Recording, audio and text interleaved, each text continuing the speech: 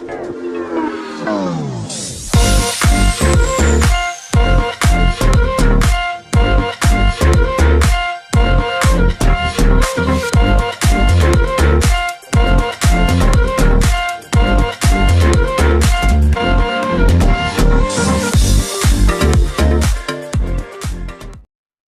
sejahtera Malaysia, tuan-tuan dan puan-puan. Setelah hangat tentang isu Muhyiddin Yassin yang didakwa di mahkamah dan terima pertuduhan baru lagi berkaitan dengan pengubahan wang haram RM 5 juta. Itu adalah tuduhan ke-7 Muhyiddin Yassin terima. Hari ini pula kita digemparkan dengan satu isu ataupun satu situasi yang mengejutkan yang berlaku kepada PAS, yang berlaku di Parlimen Marang. Jadi, dalam satu kenyataan dari Malaysia kini, sumber SPRM cukup bukti untuk dakwa kes beri wang kepada pengundi Marang. SPRM mempunyai bukti yang mencukupi untuk membawa pertuduhan terhadap seorang ahli PAS seperti yang dipaparkan dalam rakaman video ketika menyerahkan wang tunai kepada pengundi di Marang semasa PRU lalu. Jadi adakah kabar angin yang menyatakan bahwa terdapat rasuah, terdapat suapan sogokan wang kepada pengundi di Parlimen Marang, yaitu parlimen yang dimenangi oleh Hadi Awang? Adakah ini telah membuktikan dengan bukti SPRM ini, di mana SPRM menyatakan mempunyai bukti yang cukup untuk membawa pertuduhan terhadap seorang ahli PAS yang dipaparkan dalam video, dalam rakaman ketika menyerahkan wang tunai kepada pengundi di Marang semasa PRU lalu. Di sini adalah tempat di mana parlimen, di mana Hadi Awang telah menang pada PRU 15 yang lepas.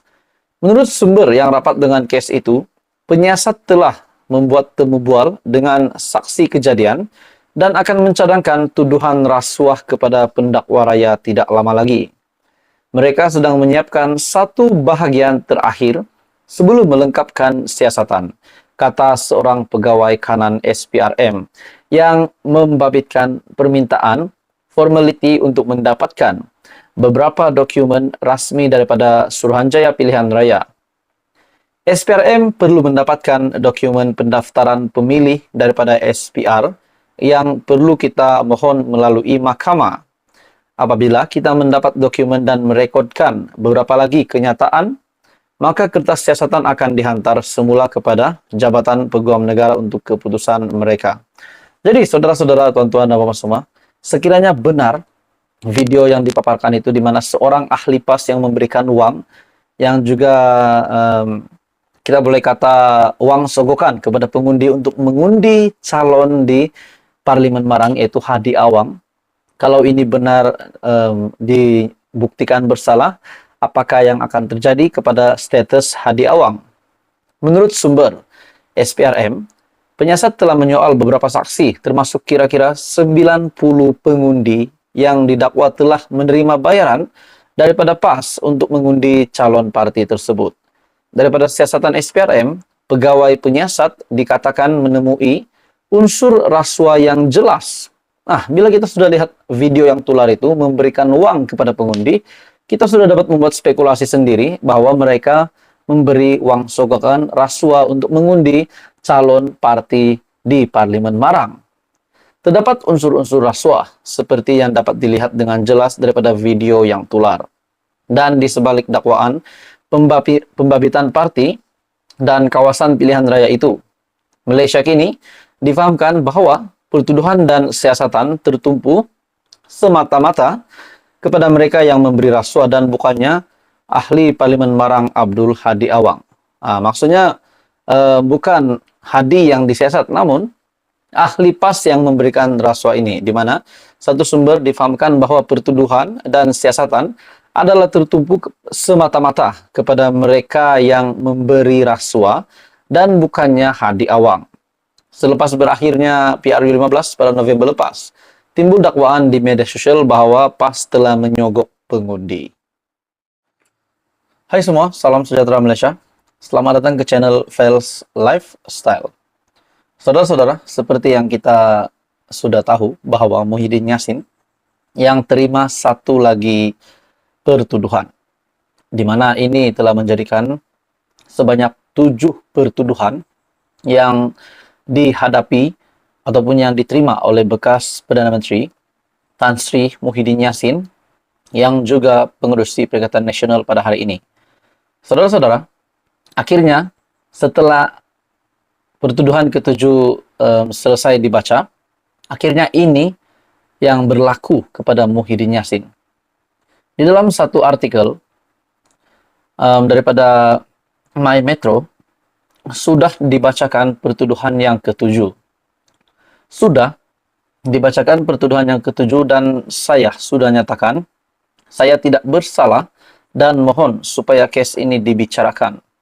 Yang keduanya, mahkamah akhirnya bersetuju untuk dipindahkan kes saya ini ke Mahkamah Kuala Lumpur dan nanti akan ditetapkan tarikh untuk perbicaraan. Itu sahaja. Demikian adalah kenyataan daripada Muhyiddin Yassin ataupun bekas Perdana Menteri. Jadi, saudara-saudara yang saya amat kasih semua, tuan-tuan dan puan semua, kita dapat tahu bahwa sebelum ini Muhyiddin Yassin yang telah menerima 6 pertuduhan, di mana 4 berkaitan dengan salah guna kuasa, rasuah, menerima rasuah RM232.5 juta, dan juga RM195 juta adalah untuk pengubahan wang haram. Hari ini pula, pertuduhan yang ketujuh sudah selesai dibaca, dan kenyataan Muhyiddin Yassin sebentar tadi yang saya sudah sampaikan. Demikian adalah ucapan ringkas bekas Perdana Menteri Tan Sri Muhyiddin Yassin kepada media di lobi kompleks Mahkamah Sultan Salahuddin Abdul Aziz Shah. Selepas selesai proceeding di Mahkamah Session di sini hari ini, akhirnya kenyataan Muhyiddin, di mana selepas selesai proceeding di Mahkamah Session, satu pertuduhan terbabit aktiviti pengubahan wang haram berjumlah RM5 juta awal tahun lepas. Ini bermakna ke semua 7 pertuduhan yang dihadapi Muhyiddin, yang juga Presiden Parti Pribumi Bersatu Malaysia, Bersatu dan juga pengerusi Perikatan Nasional PN akan didengar di Mahkamah Session Kuala Lumpur. Terdahulu, Muhyiddin yang tiba di kompleks berkenaan dengan ditemani istrinya, Puan Sri Nur Aini Abdul Rahman, pada jam 8.20 pagi. Turut dilihat hadir memberikan sokongan kepada Muhyiddin Yassin, kepada pengerusi Perikatan Nasional, beberapa pemimpin parti, antaranya Datuk Seri Dr. Ronald Kendi dan Datuk Dr. Muhammad Razi Muhammad Jidin. Setakat ini, penyokong yang hadir tidak dibenarkan memasuki kompleks mahkamah dan hanya dibenarkan berkumpul di hadapan pagar. Jadi, saudara-saudara, tuan-tuan dan bapak semua, akhirnya Muhyiddin Yassin yang terima tuduhan ke-7. Ini yang kali ini pula berkaitan dengan satu pertuduhan terbabit aktiviti pengubahan wang haram berjumlah RM5 juta pada awal tahun lepas.